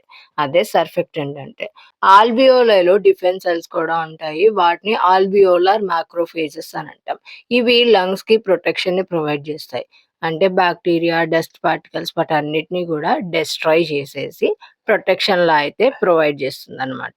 అనదర్ మోస్ట్ ఇంపార్టెంట్ ఏంటి అనంటే లంగ్స్ మధ్య టైనీ ఓపెనింగ్స్ ఉంటాయిరా. సో, వాటినే పోర్ట్స్ ఆఫ్ కోనన్ అంటాం. ఇవి ఎడ్జసెంట్ ఆల్వియోలైకి మధ్య ఎయిర్ మూవ్‌మెంట్‌ని హెల్ప్ చేస్తాయన్నమాట. అంటే ఎయిర్ డిస్ట్రిబ్యూషన్‌ని ఇంప్రూవ్ చేస్తున్నాయి. వాటినే పోర్ట్స్ ఆఫ్ కోనన్ అంటాం. ఇవి టైనీ ఓపెనింగ్స్ ఓకేనా. ఆల్వియోలై మధ్యలో ఉండే టైనీ ఓపెనింగ్స్‌ని పోర్ట్స్ ఆఫ్ కోనన్ అంటాం. So, our next concept is blood gas barrier. సింపుల్‌గా చెప్పాలి అనంటే ఆక్సిజన్ ఆల్వియోలై నుండి బ్లడ్‌లోకి ఎలా వెళ్తుంది అనే కాన్సెప్ట్‌ని ఇప్పుడు ఈ బ్లడ్ గ్యాస్ బారియర్ ద్వారా అయితే డిస్కస్ చేద్దాం. సో, ఎక్స్‌చేంజ్ జరిగే ప్లేస్‌ని మనం blood gas barrier or respiratory membrane అని అంటాం. ఆల్వియోలై పక్కనే బ్లడ్ క్యాపిలరీస్ ఉంటాయి. ఆల్వియోలై అండ్ బ్లడ్ మధ్య ఒక వెరీ థిన్ లేయర్ అయితే ఉంటుంది. మెయిన్‌లీ 3 లేయర్స్‌తో ఫార్మ్ అవుతుంది ఈ థిన్ లేయర్. ఆ లేయర్స్ ఏంటి అనంటే alveolar wall, basement membrane, capillary wall. Alveolar wall అంటే alveoli outer thin wall. Basement membrane అంటే middle supporting layer. Capillary wall అంటే బ్లడ్ వెసల్ వాల్. ఈ 3 లేయర్స్‌తో ఒక థిన్ లేయర్ అయితే ఫార్మ్ అవుతుంది. ఆ థిన్ లేయర్ ఆల్వియోలై అండ్ బ్లడ్‌కి మధ్య అయితే ఉంటుందన్నమాట. ఈ బారియర్ థిక్‌నెస్ వచ్చేసరికి ఆల్‌మోస్ట్ 0.5 మైక్రోమీటర్స్ మాత్రమే. చాలా అంటే చాలా థిన్‌గా ఉంటుంది. ఎందుకింత థిన్‌గా ఉంటుంది అనంటే గ్యాసెస్ ఎక్స్‌చేంజ్ ఫాస్ట్‌గా జరగాలి అనంటే ఇలా థిన్‌గా ఉండడం చాలా ఇంపార్టెంట్. ఈ థిన్ మెంబ్రేన్స్ వల్లనే ఆక్సిజన్ అండ్ CO2 ఈజీగా డిఫ్యూజ్ అవుతాయి. థిక్‌గా ఉందనుకోండి గ్యాసెస్ ఎక్స్‌చేంజ్ అనేది సరిగ్గా జరగదు. ఎయిర్ డిఫ్యూజ్ అవ్వడం పాసిబుల్ కాదు. అందుకోసం చాలా చాలా థిన్‌గా అయితే ఈ లేయర్ ఉంటుంది. ఇప్పుడు యాక్చువల్ గ్యాసెస్ ఎక్స్‌చేంజ్ ఎలా జరుగుతుందో చూద్దాము. యాక్చువల్‌గా గ్యాసెస్ ఎక్స్‌చేంజ్ అనేది 2 స్టేజెస్‌లో ఆర్ 2 పార్ట్స్‌లో అయితే జరుగుతుంది. First one oxygen movement, next carbon dioxide movement. Oxygen movement అంటే ఆల్వియోలైలో ఆక్సిజన్ కాన్సంట్రేషన్ ఎక్కువ ఉంటుంది. సో, బ్లడ్‌లో ఆక్సిజన్ అనేది తక్కువ ఉంటుందన్నమాట. సో, ఆక్సిజన్ ఇక్కడి నుండి ఎక్కడికి వెళ్తుందనంటే హై కాన్సంట్రేషన్ నుండి లో కాన్సంట్రేషన్‌కి వెళ్తుంది కాబట్టి ఆల్వియోలైలో ఉన్న ఆక్సిజన్ బ్లడ్‌లోకి డిఫ్యూజ్ అవుతుంది. దెన్ బ్లడ్‌లో ఉన్న కాన్సంట్రేషన్ ఏదైతే CO2 కాన్సంట్రేషన్ ఎక్కువ ఉంటుంది కదా! ఈ CO2 అనేది ఆటోమేటిక్‌గా ఇంక్రీజ్ అయిపోతుంది. బికాజ్ ఆల్వియోలైలో ఉన్న ఆక్సిజన్ అంతా బ్లడ్‌లోకి మూవ్ అయిపోయింది కదా! సో, బ్లడ్‌లో ఆల్రెడీ కార్బన్ డయాక్సైడ్ ఉంది కాబట్టి ఇదేం చేస్తుందనంటే ఆల్వియోలైలో CO2 తక్కువ ఉంటుంది కాబట్టి CO2ని బ్లడ్ నుండి ఆల్వియోలైకి మూవ్ చేస్తుందన్నమాట. సో, ఇలా మనం ఎక్సలేషన్ చేస్తున్నప్పుడు CO2 బయటికెళ్తుంది. ఇన్హలేషన్ చేస్తున్నప్పుడు O2 అనేది లోపలికొస్తుంది. అర్థమైందా? కన్‌ఫ్యూజింగ్‌గా ఉందా? గ్యాసెస్ ఎక్స్‌చేంజ్ జరుగుతుంది కదా! సో, ఎయిర్ అనేది డిఫ్యూజ్ అవ్వాల్సి ఉంటుంది కదా! ఎలా డిఫ్యూజ్ అవుతుంది? 2 పార్ట్స్‌లో. ఒకటి oxygen movement, another one carbon dioxide movement. Oxygen movement అంటే ఆల్వియోలైలో ఆక్సిజన్ ఉంటుంది. బ్లడ్‌లో ఆక్సిజన్ తక్కువ ఉంటుంది. ఆల్వియోలై అండ్ బ్లడ్‌కి మధ్యే కదా ఇది జరుగుతుంది ఎక్స్‌చేంజ్ అనేది. సో, ఆల్వియోలైలో ఉన్న ఆక్సిజన్ హై కాన్సంట్రేషన్ నుండి లో కాన్సంట్రేషన్ అంటే బ్లడ్‌కి ట్రావెల్ అవుతుంది. బ్లడ్‌లో ఉండే కార్బన్ డయాక్సైడ్ లో కాన్సంట్రేషన్ నుంచి హై కాన్సంట్రేషన్‌కి ఆల్వియోలైకి ట్రావెల్ అవుతుంది. ఈ విధంగా గ్యాసెస్ ఎక్స్‌చేంజ్ అనేది జరుగుతుందనమాట. మీకక్కడ పిక్చర్‌ని రిప్రజెంట్ చేస్తున్నాను చూడండి. అండ్ ఈ ఎక్స్‌చేంజ్ అంతా గూడా పార్షియల్ ప్రెషర్ డిఫరెన్సెస్ వల్ల మాత్రమే జరుగుతుంది. సింపుల్‌గా గుర్తుపెట్టుకోండి. Gas always high pressure area నుండి లో ప్రెషర్ ఏరియాకే మూవ్ అవుతుంది. అర్థమైందా? సో, ఇప్పుడు బ్లడ్ ఫ్లోని చూద్దాం. లంగ్స్‌కి అసల బ్లడ్ ఎలా వస్తుందో కూడా తెలుసుకోవడం చాలా ఇంపార్టెంట్. అదెలా వస్తుంది అనంటే హార్ట్ నుండి లంగ్స్‌కి డీఆక్సిజనేటెడ్ బ్లడ్ క్యారీ అవుతుంది. అర్థమైందా? సో, పల్మనరీ ఆర్టరీ ఎవరైతే కార్డియోవాస్కులర్ సిస్టమ్ చూసారా? చూసుంటే క్లారిటీ వచ్చిద్ది. చూడకపోతే లింక్ డిస్క్రిప్షన్‌లో ఇస్తాను. ఒకసారి చూడండి. పల్మనరీ ఆర్టరీ ఉంటుంది కదా! ఎక్సెప్ట్ పల్మనరీ ఆర్టరీ యూజువల్లీ ఉన్న అన్ని ఆర్టరీస్ ఆక్సిజనేటెడ్ బ్లడ్‌ని క్యారీ చేస్తాయి. కానీ అది మాత్రమే డీఆక్సిజనేటెడ్ బ్లడ్‌ని క్యారీ చేస్తుందన్నమాట. సో, హార్ట్ నుండి లంగ్స్‌కి డీఆక్సిజనేటెడ్ బ్లడ్‌ని పల్మనరీ ఆర్టరీ క్యారీ చేస్తుంది. సో, పల్మనరీ ఆర్టరీ క్యారీ చేసిన తర్వాత మళ్ళీ లంగ్స్ నుండి హార్ట్‌కి ఆక్సిజనేటెడ్ లంగ్స్‌లో ప్యూరిఫై అయిపోతుంది కదా! ప్యూరిఫై అయిన తర్వాత మళ్ళీ లంగ్స్ నుండి హార్ట్‌కి ఆక్సిజనేటెడ్ బ్లడ్‌ని పల్మనరీ వెయిన్ క్యారీ చేస్తుంది. అగైన్ మళ్ళీ సేమ్ ప్రాసెస్ రిపీట్ అవుతూ ఉంటుంది. ఈ విధంగా బ్లడ్ సర్క్యులేషన్ అనేది జరుగుతుంది. క్లియరా? Blood circulation. ఇప్పుడైతే ట్రాన్స్‌పోర్టేషన్ అయితే చూద్దాము. Transport of gases. ఆక్సిజన్ బ్లడ్‌లోకి అయితే సింపుల్‌గా డిజాల్వ్ అయ్యి ట్రావెల్ చేసేదో డిఫరెంట్ ఫార్మ్స్‌లో అయితే ట్రాన్స్‌పోర్ట్ అవుతుంది. అర్థమైందా? అవేంటి అనంటే oxygen and CO2 transport. Oxygen ట్రాన్స్‌పోర్ట్‌లో మోస్ట్ ఆక్సిజన్ హిమోగ్లోబిన్‌తో బైండ్ అయ్యి ఆక్సీ హిమోగ్లోబిన్ ఫార్మ్‌లో అయితే ట్రాన్స్‌పోర్ట్ అవుతుంది. ఇక్కడ 98% ఆక్సిజన్ అనేది హిమోగ్లోబిన్‌తో ట్రాన్స్‌ఫర్ అవుతుంది. రిమైనింగ్ 2% ఉంది కదా! అదే వెరీ లిటిల్ అమౌంట్ డైరెక్ట్‌గా ప్లాస్మాలో డిజాల్వ్ అయి ఉంటుందన్నమాట. రిమైనింగ్ 98% మొత్తం హిమోగ్లోబిన్‌తో బైండ్ అయ్యి ఆక్సీ హిమోగ్లోబిన్ ఫార్మ్‌లో అయితే త్రూఔట్ బాడీ ట్రాన్స్‌పోర్ట్ అవుతుంది. అనదర్ వేలో ఏంటి CO2 ట్రాన్స్‌పోర్టేషన్ కదా! CO2 మెయిన్‌లీ 3 ఫార్మ్స్‌లో అయితే ట్రావెల్ చేస్తుంది. సో, ఫస్ట్ ఫార్మ్‌లో అంటే most of the carbon dioxide bicarbonate ions ఫార్మ్‌లో ట్రాన్స్‌పోర్ట్ అవుతూ ఉంటాయన్నమాట. ఇది మేజర్ ఫార్మ్. ఇక్కడ మనకి 70% యాస్ బైకార్బోనేట్ అయాన్స్‌గా మారి ట్రాన్స్‌పోర్ట్ అవుతాయి. నెక్స్ట్ రిమైనింగ్ అంటే ఒక 20% కార్బమైనో కాంపౌండ్స్ కింద ఫార్మ్ అయ్యి హిమోగ్లోబిన్‌తో బైండ్ అయ్యి అయితే ట్రావెల్ చేస్తాయన్నమాట. ఇంకా రిమైనింగ్ కొంచెం అయితే ప్లాస్మాలో డైరెక్ట్‌గా డిజాల్వ్ అయి ఉంటుంది. అదే 10% ఆఫ్ కార్బన్ డయాక్సైడ్. అర్థమైందా? సో, ఈ విధంగా డివైడ్ అయ్యి మన బాడీలో గ్యాస్ అనేది ట్రాన్స్‌పోర్టేషన్ జరుగుతుంది. సో, ఇప్పుడు మీ అందరికి ఒక క్వెషన్. ఇప్పటి వరకు క్లాస్ విన్నారు కదా! క్వెషన్ ఏంటి అనంటే మనం నిద్రపోతాం గదా! నిద్రపోతున్న ఈ రెస్పిరేటరీ ప్రాసెస్ మన బాడీలో ఎలా జరుగుతుంది? అంటే ఈ ప్రాసెస్ ఎలా జరుగుతుంది ఎవరు కంట్రోల్ చేస్తున్నారు బ్రీతింగ్‌ని అనేది అడుగుతున్నా నేను మిమ్మల్ని. అండ్ ఈ ప్రాసెస్ అంతా కంటిన్యూయస్‌గా జరగాలి అనంటే ఈ మెకానిజం అంతా ప్రాపర్‌గా జరగాలి కదా! సో, నువ్వు అంటే నిద్ర ఆపేసి మరీ మనం ఇదంతా ఏమి చూడము. వితౌట్ అవర్ వాలంటరీ యాక్షన్ లేకుండానే ఇన్వాలంటరీగా జరిగిపోతుంది కదా! అసలెట్లా జరుగుతుందని అడుగుతున్నా. ఎలా జరుగుతుంది అనంటే ఎగ్జాక్ట్‌లీ కరెక్ట్. మన బ్రెయిన్ ఈ బ్రీతింగ్‌ని కంట్రోల్ చేస్తుందన్నమాట. అర్థమైందా? మనం నిద్రపోతున్నప్పుడు మన బ్రెయినే ఈ బ్రీతింగ్ మెకానిజంని కంట్రోల్ చేస్తూ ఉంటుంది. సో, అప్పుడు గ్యాసెస్ ఎక్స్‌చేంజ్ అంతా కూడా ప్రాపర్‌గా జరుగుతుందన్నమాట. మనం నిద్రలో ఉన్నా కూడా. బ్రెయిన్ స్టెమ్‌లో మెడుల్లా అబ్లాంగేటా అనేది మెయిన్ రెస్పిరేటరీ సెంటర్. ఇది బేసిక్ బ్రీతింగ్ రిథమ్‌ని మెయింటైన్ చేస్తుందన్నమాట. అంటే ఎప్పుడు ఇన్‌హలేషన్ చేయాలి, ఎప్పుడు ఎక్స్‌హలేషన్ చేయాలి అనే సిగ్నల్స్‌ని పంపిస్తూ ఉంటుంది. అర్థమైతుందా? నెక్స్ట్ అయితే పోన్స్ మన యొక్క బ్రీతింగ్‌ని స్మూత్ అండ్ రెగ్యులర్‌గా అయితే మెయింటైన్ చేస్తుంది. అంటే బ్రీతింగ్ ప్యాటర్న్‌ని ఫైన్ ట్యూన్‌లో అయితే చేస్తుందనమాట. Then autonomic nervous system air వేని కంట్రోల్ చేస్తుంది. తర్వాత సింపాథెటిక్ స్టిమ్యులేషన్ బ్రాంకియస్‌ని రిలాక్స్ చేసి బ్రాంకో డైలేషన్ జరిగేలా చేస్తుంది. ఇదంతా మనం నిద్రపోతున్నప్పుడు జరుగుతుంది.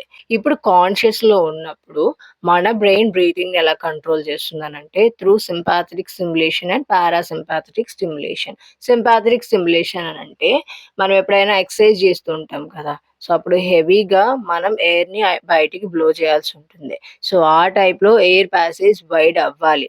బ్రాంకో డైలేషన్ జరగాలి అనంటే బ్రాంక్యూల్స్‌ని రిలాక్స్ చేయడానికి సింపాథెటిక్ స్టిమ్యులేషన్ అయితే యూజ్ అవుతుంది.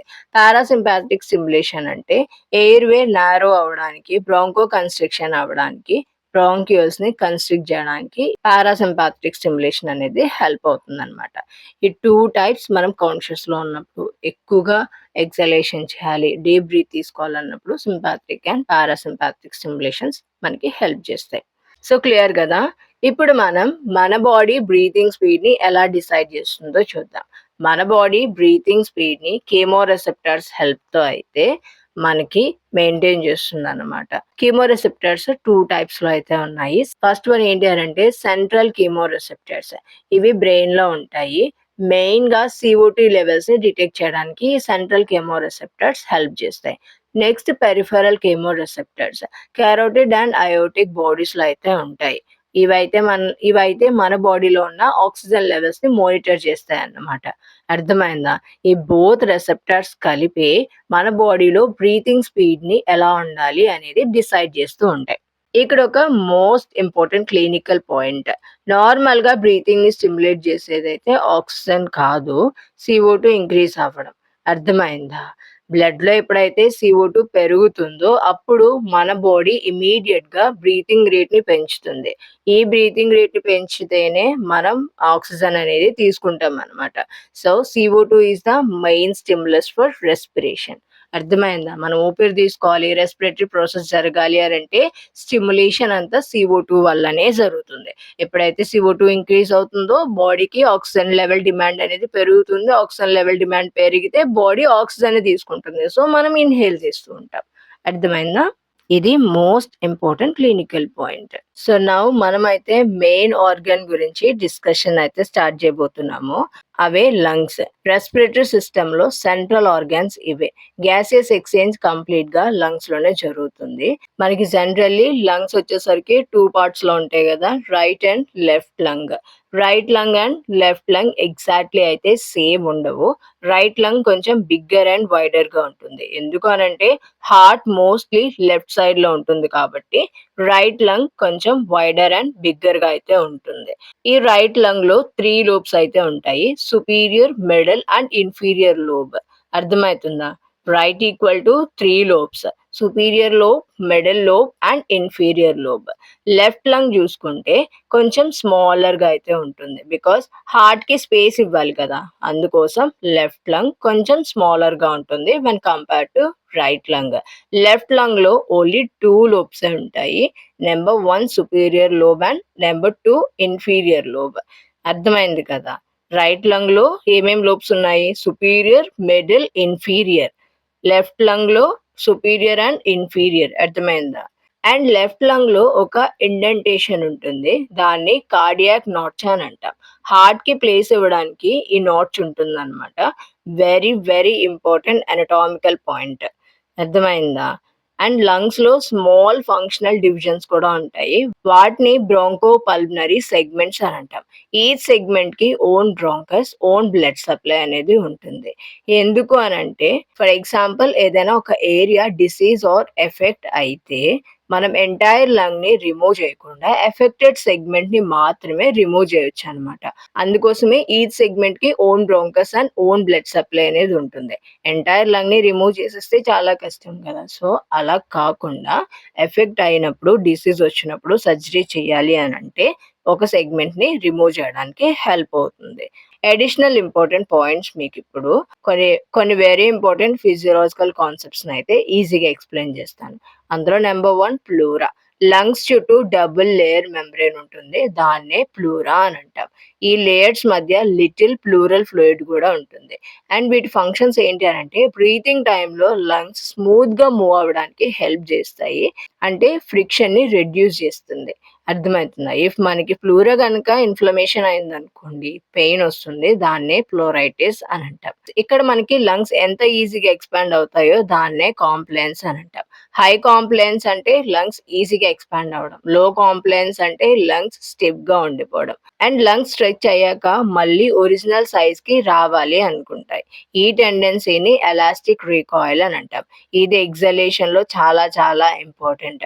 సో, ఇన్‌హలేషన్ జరుగుతున్నప్పుడు లంగ్స్ బాగా స్ట్రెచ్ అవుతాయి. మళ్ళీ స్ట్రెచ్ అయినయి నార్మల్ సైజ్‌కి రావాలనుకుంటే కదా! దాన్నే రికాయిల్ అవ్వడం అని అంటాం. Just like rubber band. Rubber బ్యాండ్‌ని ఎగ్జాంపుల్‌గా తీసుకోండి.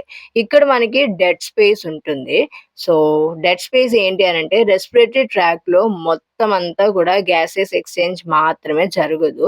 కొన్ని ఏరియాస్‌లో ఓన్లీ ఎయిర్ ప్యాసేజ్ మాత్రమే ఉంటుంది.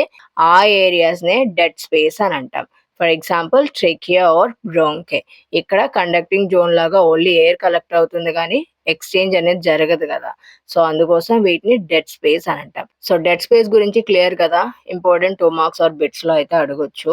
Another most important physiological concept ఏంటి అనంటే వీక్యూ రేషియో. వి అంటే వెంటిలేషన్ అంటే ఎయిర్ రీచింగ్ ఆల్వియోలే, ఎయిర్ ఆల్వియోలేకి రీచ్ అవ్వడాన్ని వెంటిలేషన్ అని అంటాం. క్యూ అంటే పర్ఫ్యూషన్, అంటే బ్లడ్ రీచింగ్ ఆల్వియోలే, బ్లడ్ ఆల్వియోలేకి ఎంటర్ అవుతుంది కదా, దాన్ని క్యూ అని అంటాం. ఈ రెండు కలిపి V/Q రేషియో అని అంటాము. గ్యాస్ ఎక్స్చేంజ్ ప్రాపర్గా జరగాలి అని అంటే ఈ బోత్ V/Q రేషియో బ్యాలెన్స్లో అయితే ఉండాల్సి ఉంటుంది. క్లినికల్ కోరిలేషనల్ చూసుకుంటే అంటే రెస్పిరేటరీ డిసీజెస్ కాన్సెప్ట్స్తో కనెక్ట్ చేసుకుంటూ ఇప్పుడు మనం సిస్టమ్ని డిస్కస్ చేద్దాము. First asthma. ఆస్తమాలో బ్రాంక్యూల్స్ ఏమవుతాయి? ఆస్తమాలో బ్రాంక్యూల్స్ స్మూత్ మజిల్స్ కాంట్రాక్ట్ అవుతాయి.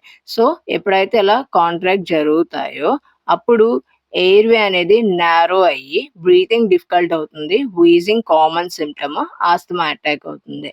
సిఓపిడి అంటే క్రోనిక్ అబ్స్ట్రక్టివ్ పల్మనరీ డిసీజ్.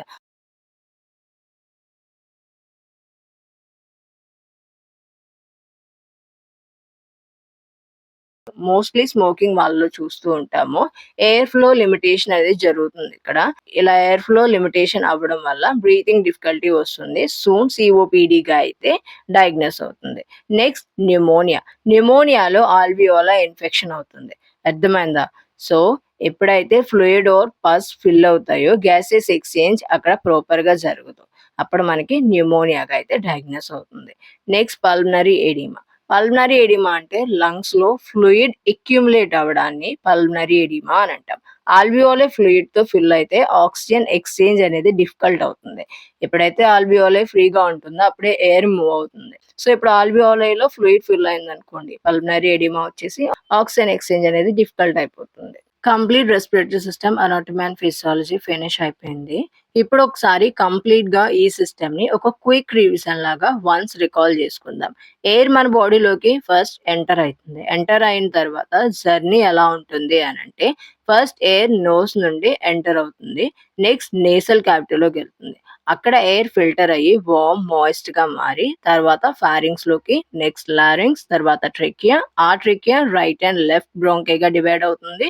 ఆ బ్రాంచెస్ ఇంకా స్మాల్ బ్రాంక్యూల్స్ గా మారి ఫైనల్ గా ఆల్వియోలైకి అయితే రీచ్ అవుతుంది. అండ్ ఇక్కడే యాక్చువల్ గ్యాస్ ఎక్స్చేంజ్ అనేది జరుగుతుంది, అదే ఆల్వియోలైలో.